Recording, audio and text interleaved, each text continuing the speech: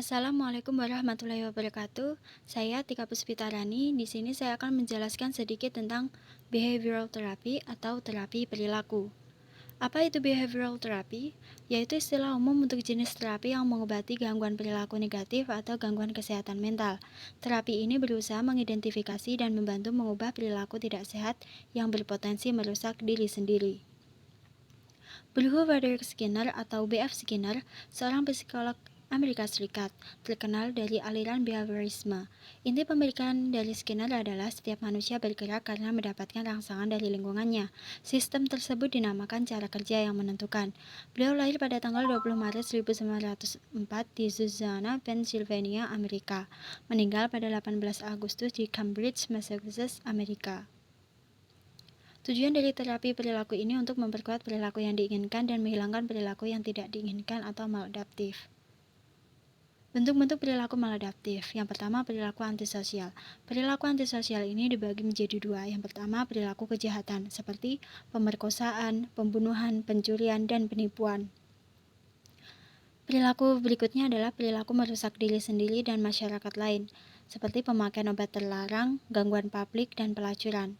Bentuk perilaku maladaptif selanjutnya adalah perilaku orang tua terhadap anak. Hubungan tidak harmonis antara orang tua dengan anak menjadikan anak tidak patuh pada orang tua. Dampak perilaku maladaptif bagi diri sendiri, dia akan bolos sekolah, merokok, berbohong, dan penyalahgunaan nafsa. Bagi keluarga, dia tidak patuh terhadap aturan yang ada di keluarga, sering melawan orang tua. Bagi masyarakat, ia akan berkelahi, ikut tawuran, melakukan pencurian, dan penodongan. 3 pendekatan terapi perilaku. Yang pertama, model stimulus respon atau SR, yaitu pengondisian klasik, kadang-kadang disebut pembelajaran responden. Nah, setelah dari asosiasi ini dapat dihilangkan dan diganti dengan proses counter conditioning atau pengondisian balik. Yang kedua adalah analisis perilaku terapan atau ABA, adalah perpanjangan langsung dari behaviorisme radikal Skinner dan didasarkan pada pengondisian operan. Nah, pengondisian operan bersama dengan penggantinya ABA berfokus terutama pada bagaimana individu beroperasi di lingkungan. Perilaku terapan memanfaatkan penguatan atau reinforcer, hukuman punishment, pemadaman extinction, kontrol stimulus atau stimulus control, dan prosedur lain yang berasal dari penelitian laboratorium. Wilson 2011. Yang ketiga, dalam pembelajaran sosial kognitif, orang memperoleh pengetahuan dan perilaku baru dengan mengamati orang lain dan peristiwa tanpa terlibat dalam perilaku itu sendiri dan tanpa konsekuensi langsung kepada diri mereka sendiri.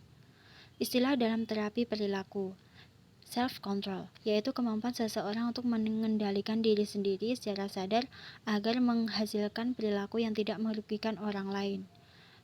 Selanjutnya, self-management, yaitu kemampuan mengembangkan pribadi seseorang secara mandiri dengan melihat kekurangan dan kelebihan yang dimiliki, sehingga ia bisa mengembangkannya. Self-monitoring, yaitu sifat seseorang yang mampu memantau sekaligus mengendalikan perilaku dan emosi ketika berada di lingkungan tertentu. Berikutnya ada role-playing atau permainan peran. Teknik ini dapat membantu klien yang mengalami kesulitan untuk menyatakan atau menegaskan diri di hadapan orang lain.